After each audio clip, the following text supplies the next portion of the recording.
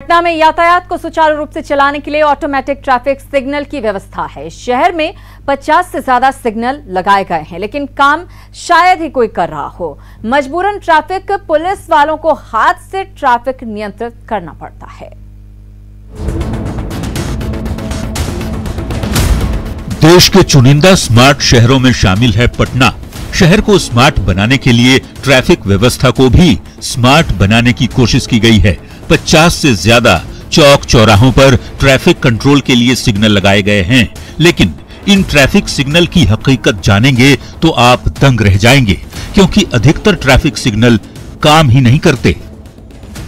अभी हम देखिए यहाँ पे इनकम टैक्स गोलंबर पे है और इनकम टैक्स गोलंबर पे सबसे ज़्यादा जाम रहता है। यहाँ पे गाड़ियों का रेला हमेशा रहता है, लेकिन इसकी एक तस्वीर ज़रा देखिए। यहाँ पे देखिए सिग्नल लगा हुआ है, लेकिन ये येलो जल रहा है और ये पूरे दिन जो है वो येलो जलता रहेगा। अगर आप इसका इंतज़ार कर रहे हैं कि यहाँ पे इंतज़ार करने को कहा गया है कि उसके बाद सिग्नल जो है वो ग्रीन होगा, तो आप किसी गलती में है, पूरे दिन खड़े रह जाएंगे, लेकिन ये ग्रीन होने वाला नहीं है। एक जरा दूसरी तस्वीर देखिए, वहाँ पे रेड सिग्नल आपको दिया जा रहा है, जो कि इस बात को कहा जा रहा है कि आप रुकिए, लेकिन वो पूरे दिन जो है वो रेड सिग्नल आपको दिखाई पड़ेगा। इनकम टैक्स चौराहे पर मौजूद ऑटो चालकों का कहना है कि ये सिग्नल हमेशा से ही खराब रहते हैं। इनके चक्कर में रहेंगे तो दिन भर यहीं खड़े रहना होगा। येलो है, पूरा दिन येलो 24 घंटा। इसका कोई काम नहीं है। ट्रैफिक पुलिस रहता है तो हाथ देता है, सिग्नल देता है तो गाड़ी रुकती है, ना तो अपना जिधर मन चलते रहता है। अच्छा भाई, यहाँ पे जो सिग्नल लगा हुआ है वो देख रहे हैं कि दिन भर येलो ही चलता रहता है। जी ऐसा ही रहता है, स्टॉप नहीं होता। इसका कोई मतलब नहीं। वो बंद है तो ऑटो तो आएगा जाएगा, गाड़ी भी आएगा जाएगा, लेकिन वो येलो के येलो ही रहेगा। उसे ट्रैफिक रोकवाएगा तो ठीक है, नहीं तो आ रहा है जा रहा है, ग्रीन होता ही नहीं है। नहीं। ये हाल सिर्फ इनकम टैक्स गोलंबर का ही नहीं है। कोतवाली थाने के पास का ट्रैफिक सिग्नल भी यूं ही खराब पड़ा है। अभी हम कोतवाली थाना के पास हैं, जो डाक बंगला के ठीक नजदीक है। यहाँ पे गाड़ियाँ जाम में लगी हुई है, येलो सिग्नल है, लेकिन यहाँ पे भी आप जरा देखिए कि येलो सिग्नल कभी ग्रीन नहीं हो सकता यहाँ पे भी। और चारों तरफ आप अगर आपको दिखाएं तो यहाँ पे सिग्नल लगे हुए हैं, लेकिन यहाँ पे भी जो है वो मैनुअली जो है वो काम करना पड़ता है। उनसे हम जानते हैं, मैडम ये ट्रैफिक सिग्नल संभालना कितना मुश्किल होता है? जो लाइट है वो हमेशा पीला ही रहता है, आप अकेले संभालती हैं? जी सब मिलकर संभालते हैं। लाइट से नहीं संभाल पाता ना, लाइट से मैंने तोड़ कर भाग जाता है। लाइट तोड़ के भाग जाता है? हाँ गाड़ी वाला सब। मतलब पटना वाले जो है लाइट से मतलब मानते हैं? नहीं मानता है, अपना सिग्नल के देखबे नहीं करता है। हाँ, वो भागते रहता है। लाख मना करते हैं अपना देख कर जाइए, फिर भी नहीं मानता है।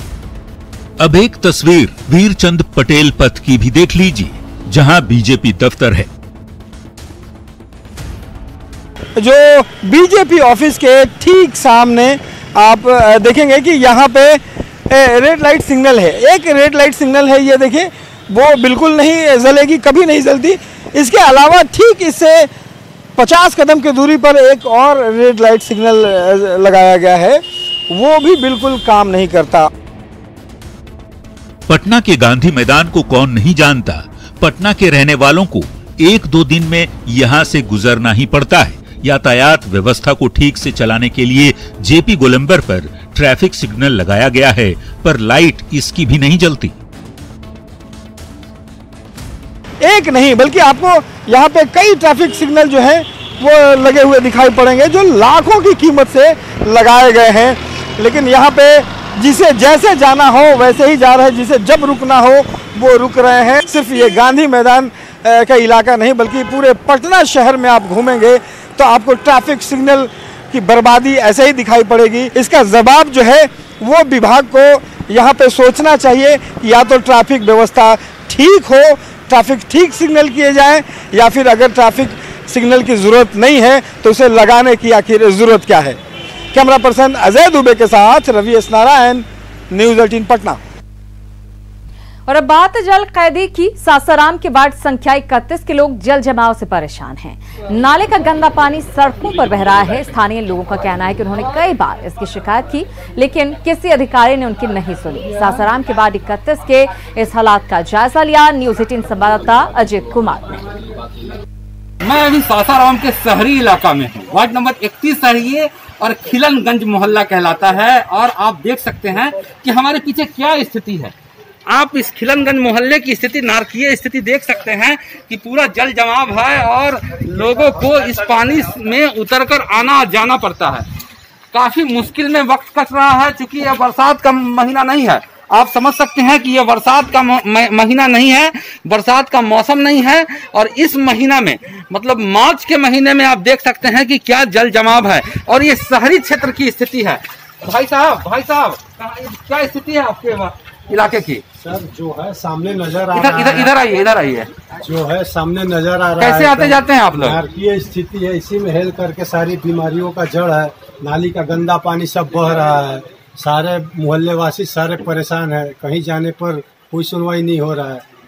तो कहाँ से पानी आ रहा है? पानी सब नाली से आ रहा है। आगे के जितना है उसका निकासी नहीं है क्या? निकासी था वहाँ पे, लेकिन वो जिसका था वो अपना बंद कर दिए हैं। नाला भी बन रहा है, लेकिन वो भी 3 महीने में काम इतना शिथिल है जिसका कोई हिसाब नहीं है। और यहाँ पर बच्चे हैं जिनको स्कूल जाना है और अपने काम के लिए निकलना है, वो लोग जो हैं मानो घरों में कैद होके रह गए हैं। तो इस प्रकार सासाराम का ये जो मोहल्ला है ये जल जमाव से पूरी तरह से त्रस्त हो गया है। भाई साहब, आप ही का मोहल्ला है? हाँ। कैसे आते जाते हैं आप लोग? अरे बहुत नारकीय स्थिति है। अब देखते हैं निकासी जो था वो भी बंद हो चुका, तो आने वाले मजबूर हैं। सब लोग जा रहे हैं पानी में एकदम खेलकर। वो नाली का पानी है, गंदा पानी है, तो काफी गंदे पानी से गुजरकर इन लोगों को आना जाना पड़ता है और बहुत परेशानी हो रही है लोगों। अजीत कुमार, न्यूज 18 सासाराम। और इसी के साथ अपना बिहार में फिलहाल इतना ही, लेकिन न्यूज 18 बिहार झारखंड पर खबरों का सिलसिला लगातार जारी है।